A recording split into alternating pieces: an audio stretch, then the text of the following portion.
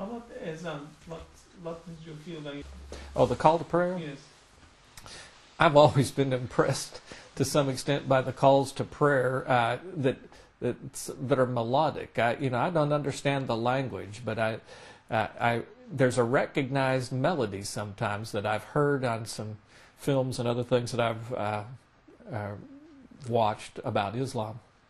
That was the first thing that struck me. It was familiar from things that I had heard before. Though I never saw anybody speaking, there was always just from high in the sky, a lot of times coming from speakers, but it was a song that was recognizable to me from other places. And did it have any impact on the spiritual things, like you did listening to it? Well, what I knew, my recognition is that this is a call to prayer, and that means that this is a time when people are going to be devoting themselves to that. It's a time for me to reflect and to pray. I can take that opportunity myself, and then it was I just think it was my main concern was to make sure that I showed the genuine respect and reverence for those that were involved in that, and not impede them in any way. What is the added value? I mean, you mentioned a little bit about the spiritual. I did not know that his spirituality through reading the books. So what is the contribution of this trip to your knowledge on his spirituality? Of Muhammad's spirituality? Truthfully, on Muhammad himself's spirituality, I suspect that most of what I learned were things that I had read in books before. We had gone over those kinds of things. There was a lot more, I guess, that I learned about the spirituality of the people today. Muhammad, the pillars of Islam and those kinds of things, I had known those before. And Rumi? Yes. And what are the reflections on you? Well, so I've always been impressed with Sufism. And he is the leading poet, in my understanding, for Sufism. So it was impressive to me to go to the tomb where they had that, because it's a very impressive place to go, and that was another one of those high spiritual moments, I believe, just to be in the place where he was. There was also a number of others that were there, and I didn't realize that before. And it gives me an appreciation for at least where his tomb is, but it's his thoughts and his writings, I think, which are impress me even more. Do you have any and also Mr. Gulen's thoughts and actions? Yes. Now I learned the most about Gulen, and knew that he had been profoundly influenced by Sufic thought, and I learned the most about him and about the schools. Was just deeply impressed with the schools that he had in a number of places, the bright and the cheerful faces of the students, and it seems to me that that's just really a sign of hope for the future for Turkey and the Turkish people, is that they have these children that are so well educated, so dedicated, and I think have been given a very good example. Now that was probably the newest forms of thought for me. I didn't know anything at all about him before this particular trip.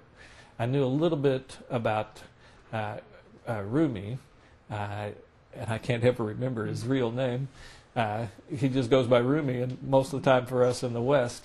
And just the thought of Sufism, I find many resonances, I think, with my own spirituality in that thought, and in Gulen's. And what are the common grounds? What are things that you see common grounds in spirituality between Rumi and Fethullah Gulen, and also yourself? Well, I think it's the mystical kind of side of that, which is where I find that sense of commonality. I think in all the world religions, there is this mystical side which transcends just ordinary intellectual kind of categorization and division of thought. And I've been trained to think in those intellectual kinds of terms and to think in terms of doctrine that way in Christian faith. And I know that most Muslims have been trained to think that way as well. But someplace beneath all of the intellect, there is this commonality, I think, of spirit.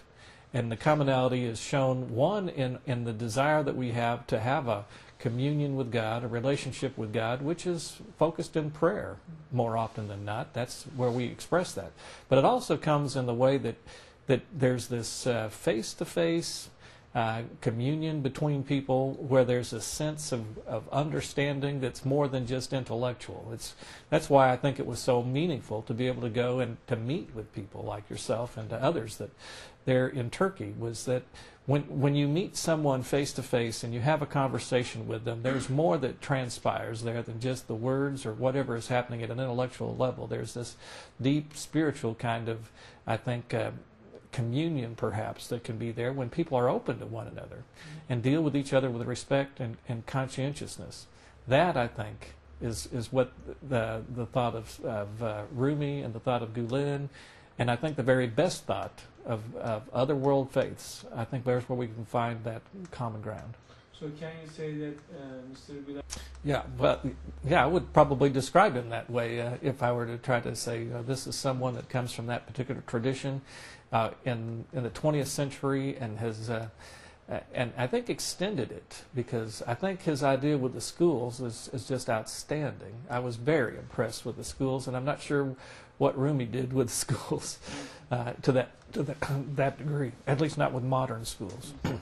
And so, what are things that struck you with the Gulen schools? What are things that you are more attracted to in Gulen schools? Well, I think the thing that impressed me the most about those, I had a private school of my own at a church that I pastored in Houston for 12 years. And it was a private school where we had people to come to pay for their children, their own children, and only their own children to attend that school. And we were always short of having the sufficient resources or the room within our school for people that did not actually have money to pay. We had very few scholarships that we could offer. The fact that there are a number of people, there are people all over Turkey that give to the Gulen schools that don't have children in those schools. And there are people, the parents of the children in the schools don't pay just for their own, they're paying for other children as well. That I thought was just a revolutionary idea. One of the things that needs to be brought to America, and some people need to recognize and realize that we're all in this together. And that the students, I think somebody told me that in the Quran, all students are poor. And that's true. They're impoverished in knowledge, which is what's necessary to have a full and meaningful life. And we need to recognize the debt that we have to everyone, not just our own family, our own children, but to every child, to make sure they have a good education. I think Gulen has demonstrated that, and the Turkish people that are involved in that have demonstrated that better than any place I know.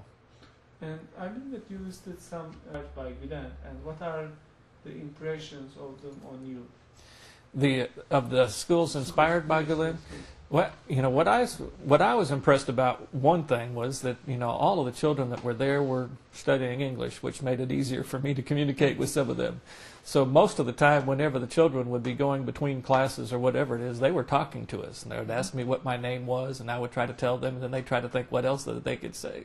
That was it was fun. Honestly, to just try to find a way to communicate with someone of another language and to assist them a little bit as they're trying to go through that. And another thing that I think was very impressive was the art that was there. There were, every school I went to, I think, had some kind of an art program or classes or whatever it was, and the artworks were there in various places, some very impressive work. It's a fully rounded school. Now, I know that they have a lot of emphasis that's on science, and they must be doing well because a lot of the people that do well in those schools are coming over here working on PhDs. So they've got to be doing a very good job in that. But it's not just focus on the scientific aspects. It's also art, and it's other things as well. Just what I saw showed me that the schools were doing a very good job.